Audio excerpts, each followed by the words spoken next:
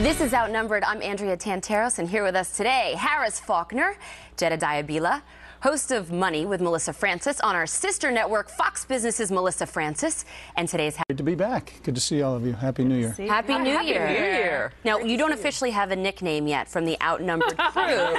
We were discussing this. Yeah. Outnumbered Overtime. It's a great way to plug. We'll take your suggestions, nicknames for the senator. Nothing offensive, cute, of course. Please don't make them X-rated. News, but we have some presidential politics that we're hoping to discuss with you later in the show.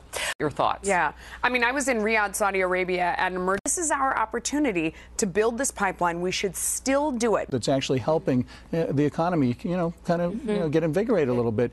But we already have efforts in the Senate. And the White House touted this to give some relief to the middle class. And now... low gas prices, so we don't need to do this project. I mean, we talked about this a couple weeks ago, Melissa, but I think if Republicans wanted to use a strong argument, what's happening in the Middle East, what's happening with ISIS, isn't the perfect time now to talk about getting off foreign oil and stop empowering the Middle East in that way? I don't want to let this go without talking about the gas taxes. We have a big report coming up on the Fox Business Network at 2 o'clock because we dug into how they're wasting the current money that they have government on wasting transportation museums. That's the biggest problem with taxpayers. Not opposed to fixing our roads and bridges, but they want, if we're going to raise gas taxes, they want the money to go where it's supposed to. Situation where Governor Romney is interested. He is. I've encouraged him to get involved because, listen, he was right on Russia. He was obviously one of them is New Hampshire. You know, do you foresee that this could look a lot like what we've seen in the past, which has not been a great thing for the Republican Party to have, so many candidates in the race? But what do you think, coming from, looking at what conservatives are saying, do they have a point here that we've seen this story and it hasn't worked? I think that money... Can I say one thing? Yeah, sure. All my response, Governor Bush, or others who are out there ready to lead this country, you have a choice. But what they will tell you is that Mitt Romney won't be the best candidate. Right. There's no way, Senator Brown, you could say you like this more than you would. I had one more really uncomfortable question I was going to ask you about maybe you running for something, anything again, but I think I'll save it for Outnumbered Overtime. Okay, how about next week? What a tease. Now, top brass are reportedly cracking down, barring cops from taking vacation and sick days until the slowdown ends. All right, Jedediah, in defense of the police here in New York City, it's not that they're not responding to calls. It's not that they're saying we're not going to answer them. Not the police. You need to slow down. Probably true. So do their jobs. They risk a lot of things. They risk their life, their careers being ruined. They risk having their name out in public. They risk losing everything, their job, their pension. So a lot of them pulling back saying, why would I risk doing these things? I mean, I know where I live in New York City and the cops are around. I don't feel unsafe now that they're not doing their jobs. I think the neighborhoods that may need them the most are the ones that are going to feel, and we've predicted this, probably the absence in active policing. And don't forget, there's a bringing it up with you. You're funding the whole city. I'm down like $120 You're keeping our coffers full, the Francis family. But you do have a situation where the police are saying, you know what, he doesn't have my back. He does not have my back, and they're, the personality to do that. I don't think he'll do a mea culpa and ask for forgiveness and say, listen, I'm sorry, I'm new, I'm bing, bing, bing, bing, and move on. Well, I don't know. Commissioner Bratton could do that. I mean, absolutely could, but he's not the mayor. But it's interesting what you're saying, and I hear you. But a week or so ago, we saw a news conference that they called together, and we didn't know what we were going to get. I mean, there was a big announcement, whatever. And it was the mayor talking about how crime was down and... Got your backs.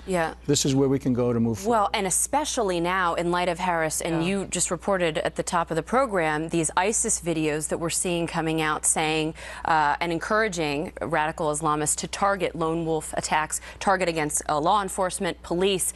I'm sure New York City police officers would like nothing more to know they have the back of Mayor Bill de Blasio. I walked out last night, and we always have New York's finest outside the studios because we're along here in a busy sector, 6th Avenue, or whatever the case. The stairs of the elevator. You're drinking a beer at a time when ISIS.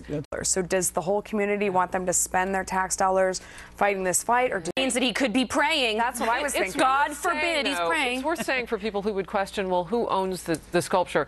The city owns the land, but a private taking the monument and they're going to put it back with. Are in the big game, but is this babying the younger generation too much? Senator, you've had your kids that play sports. You know a lot about this. What do you think? Are we creating millennials. I mean, this is the future leaders of the country. Yeah. If they need the coddling, that makes me nervous. I know, I hear what you're saying, but I have to say, this weekend we were on our way out the door to church, and everybody was moving way too slowly, getting their shoes on, and I turned around and I found myself screaming at all three of the men in my household, my two children, my husband. Like they turned at once and they stared at me. They started laughing. Like I was an alien. No, they were just like I was insane, because we sort of never do this.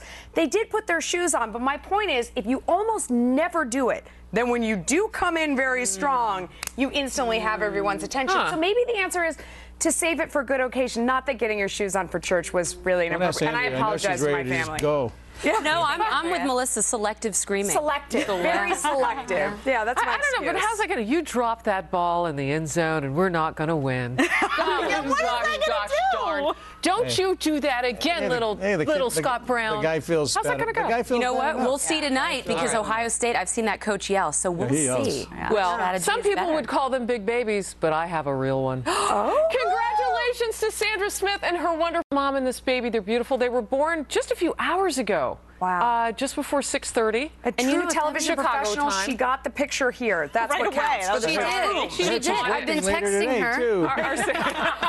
And you know what that means, Harris? We have our first one lucky baby. Oh, you got to hashtag that. Speaking of which, great to have you. It's great to be here. here. Thank you. Come back. See you next week. Happening now.